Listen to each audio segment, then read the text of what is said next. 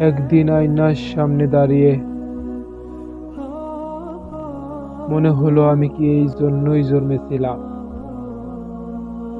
প্রত্যেক দিন একটু ঘুম, একই দুশ্চিন্তা, একই ব্যর্থতা। হঠাৎ বোঝা গেল সময় থেমে নেই, থেমে আছি আমি নিজেই। সেই দিন সিদ্ধান্ত হলো আর অভিযোগ নয়, অজুহাত নয়। ভোরে ওঠা শুরু হলো, দিনে 1 ঘন্টা নিজের জন্য রাখা হলো। কেউ সাহস আর বিশ্বাস করলো না, তবুও থামা হলো না, কারণ জানা ছিল